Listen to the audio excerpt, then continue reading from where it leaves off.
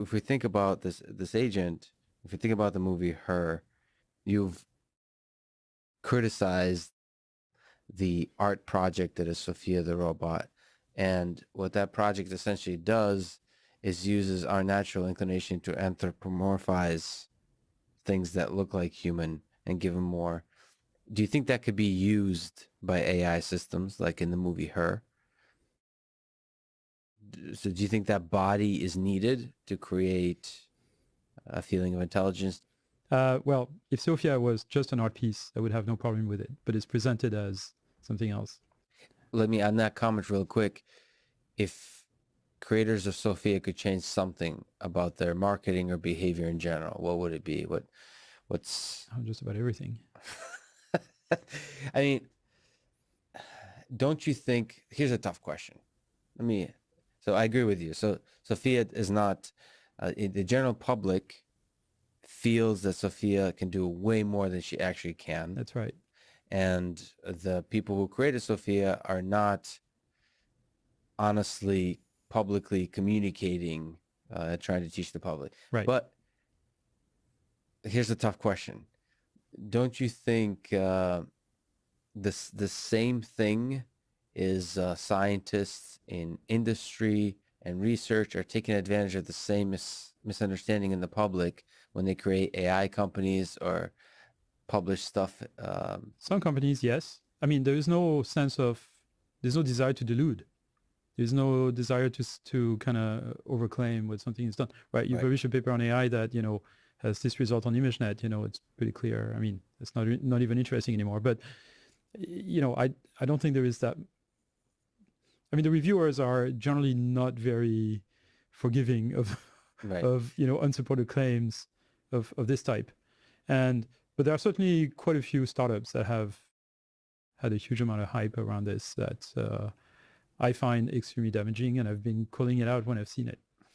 So yeah, but to go back to your original question, Sure. like the necessity of embodiment, I don't think embodiment is necessary. I think grounding is necessary. So I don't think we're going to get machines that really understand language without some level of grounding in the real world.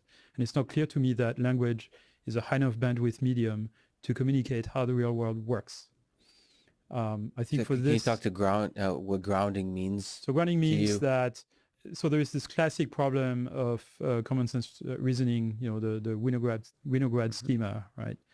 And so I tell you the trophy doesn't fit in the suitcase because it's too big, or the trophy doesn't fit in the suitcase because it's too small, and the it in the first case refers to the trophy, in the second case to the suitcase. And the reason you can figure this out is because you know what the trophy and the suitcase are. You know one is supposed to fit in the other one, and you know the notion of size, and a big object doesn't fit in a small object unless it's a TARDIS. Things like that, right? So you have this knowledge of how the world works, of geometry and things like that. Um, I don't believe you can learn everything about the world by just being told in language how the world works. I think you need some low-level perception of the world, be it visual, touch, whatever, but some higher bandwidth perception of the world. So by reading all the world's text, you still may not have enough information. That's right. There's a lot of things that just will never appear in text Wow. and that you can't really infer. So I think Yeah. common sense will emerge from, certainly a lot of language interaction, but also with watching videos or perhaps even interacting in virtual environments, and possibly, robot interacting in the real world. But I don't actually believe necessarily that this last one is absolutely necessary. But I think that there's a need for some grounding. But the final product doesn't necessarily need to be embodied, No, you're saying. no, It just needs to have an awareness, a grounding right. to But the it needs things. to know how the world works to have, to not be frustrating to talk to. And you talked about emotions being important. That's a whole nother topic. Well, That so I talked about this the basal ganglia as the the thing that calculates your level of mixed contentment, and then there is this other module that sort of tries to do a prediction of whether you're going to be content or not. Mhm. That's the source of some emotion. So fear, for example, is an anticipation of bad things that can happen to you, right? You have this inkling that there is some chance that something really bad is going to happen to you, and that creates fear. when you know for sure that something bad is going to happen to you, you kind of give up, right? It's not fear Right. anymore. It's uncertainty that creates fear. So so the punchline is Yes. we're not going to have autonomous intelligence without emotions. Okay. Whatever the heck emotions are. So you mentioned very practical things of fear, but there's a lot of other There's a lot of mess other around it. emotions, but they are kind of the results of, drives.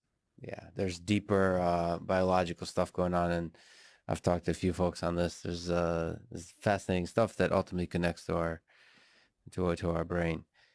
If we create an AGI system, an Human level intelligence. human level intelligence system, and you get to ask her one question, what would that question be?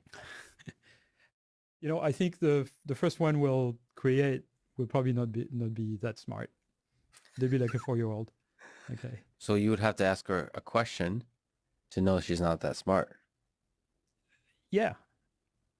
Well, What what's a good question to ask, to what be is the impressed with? cause of wind? And if she answers, oh, it's because the leaves of the tree are moving and that creates wind, she's onto something.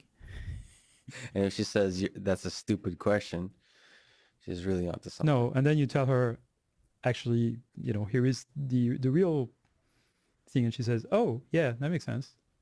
So questions that reveal the ability to do common sense reasoning about the physical world, Yeah, and some level of causal inference. Yeah, causal inference.